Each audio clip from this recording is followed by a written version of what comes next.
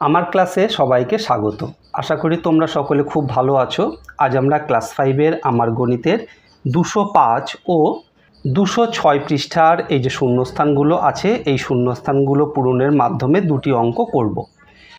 205 পৃষ্ঠায় দেখো অনেকটাই করে দেওয়া আছে, কয়েকটি মাত্র শূন্যস্থান আছে, সেই শূন্যস্থানগুলো আমরা পূরণ করি। প্রথমে দেখো অঙ্কটি কি আছে। এখানে একটি ছাত্রাবাসে 30 জন ছাত্র ছিল, তাদের জন্য 24 দিনের খাবার মজুদ ছিল, কিন্তু 6 জন নতুন ছাত্র ওই ছাত্রাবাসে থাকতে আসে। এখন ওই মজুদ খাবার তাদের সবার কতদিন চলবে? ঐকিক নিয়মে হিসাব কষে দেখি। তো এখানে দেখো প্রথমে বলা হয়েছে বিপরীত সম্পর্কের ঐকিক নিয়ম। এই বিপরীত সম্পর্কের ঐকিক নিয়ম কিন্তু আমরা আগেও করেছি। এখানে দেখো একটু অন্যরকম আছে, খুব মনোযোগ দিয়ে দেখো, তাহলে বিষয়টি একদম পরিষ্কার হয়ে যাবে। তো প্রথমে এই অঙ্কটিকে যদি আমরা গণিতের ভাষায় প্রকাশ করি তাহলে কিভাবে প্রকাশ করব? দেখো 30 জন ছাত্র ছিল, সেই 30 জনের 24 দিন চলতো। যদি 30 জনে খাবার খেত তাহলে 24 দিন চলে যেত, কিন্তু 6 জন নতুন এসছে।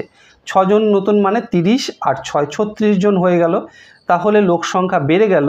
তাহলে ওই যে খাবার, সেই খাবারে কতদিন চলবে, এইটি হলো বিষয়। তাহলে আমরা এখানে শূন্যস্থান যেটি আছে আমরা পূরণ করি। দেখো 30 জন ছাত্র সংখ্যা হলে মজুদ খাদ্যে তাদের 24 দিন চলার কথা, অর্থাৎ দিন সংখ্যা এখানে 24 আর ছাত্র সংখ্যা 30। এবার 6 জন বেড়ে গেল, অর্থাৎ 30 যোগ 6 কত হলো? 36। 36 জন হয়ে গেলে কতদিন তাদের সেই খাবারে চলবে? এখানে দেখো জিজ্ঞাসা চিহ্ন দেওয়া হয়েছে। এখানে বিষয়টি দেখো, ছাত্র সংখ্যা বেড়ে গেলে কি হবে? খাবার যা আছে তা কম দিন চলবে, আবার ছাত্র সংখ্যা কমে গেলে ওই খাবার অনেক দিন চলবে। অর্থাৎ বেড়ে গেলে দিন সংখ্যা কমে যায়, ছাত্র সংখ্যা কমে গেলে দিন সংখ্যা বেড়ে যায়। এই যে সম্পর্কটি, এটি হলো বিপরীত সম্পর্ক। তো এখানে শূন্যস্থান যা আছে, ছাত্র সংখ্যা বাড়লে মজুদ খাবারে চলার দিন সংখ্যা কমে, আবার ছাত্র সংখ্যা কমলে নির্দিষ্ট মজুদ খাবারে দিন সংখ্যা বাড়ে।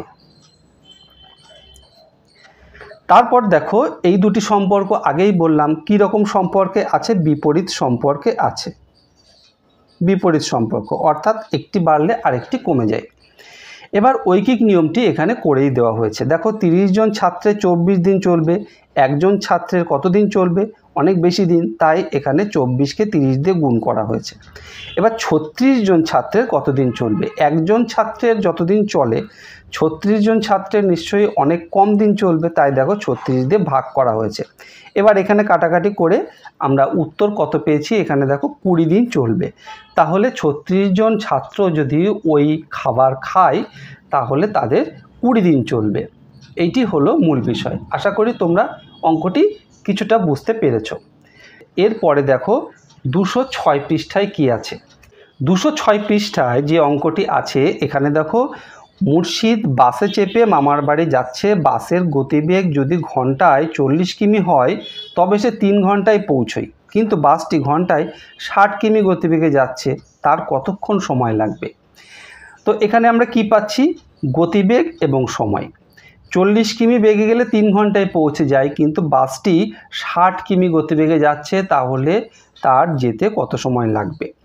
এখানে কি শূন্যস্থান আছে? কোনো জায়গায় সাইকেলে যেতে যে সময় লাগে, বাসে যেতে অনেক কম সময় লাগে।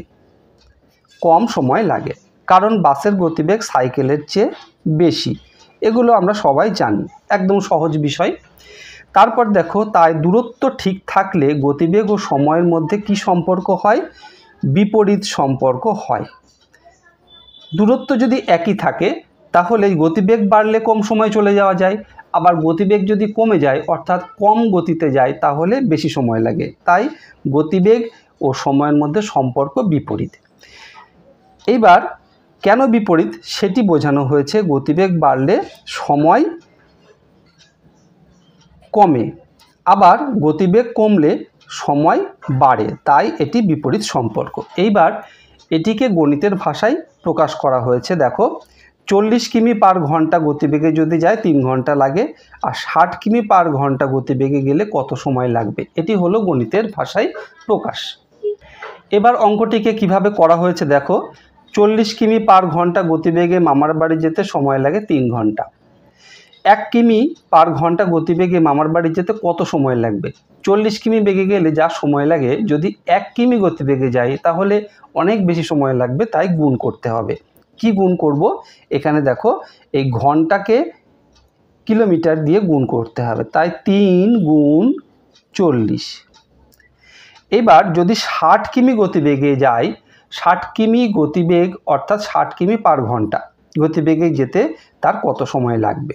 তাহলে কি হবে, 1 কিমি পার ঘন্টা গতিবেগে গেলে যে সময় লাগে 60 কিমি গতিবেগে গেলে তার থেকে অনেক কম সময় লাগবে, তাই ভাগ হবে।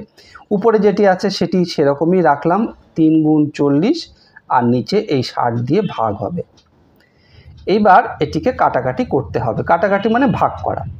ভাগ করলে দেখো 3 দিয়ে যদি 3কে ভাগ করি একবার, 3 দিয়ে 60কে ভাগ করলে 20 বার, এবার 20 দিয়ে 20কে ভাগ করলে একবার, 20 দিয়ে 40কে ভাগ করলে 2 বার।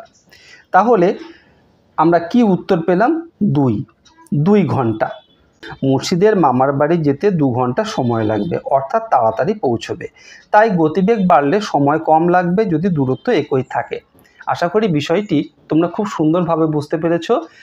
ভিডিওটি ভালো লাগলে অবশ্যই তোমার বন্ধুদের মধ্যে শেয়ার করে দিও, তাহলে তোমার বন্ধুরাও শিখতে পারবে। আর এই রকম ভিডিও আবারও পেতে চাইলে চ্যানেলটি অবশ্যই সাবস্ক্রাইব করে রেখো। খুব ভালো থেকো, দেখা হবে আবার পরের ভিডিওতে। ধন্যবাদ।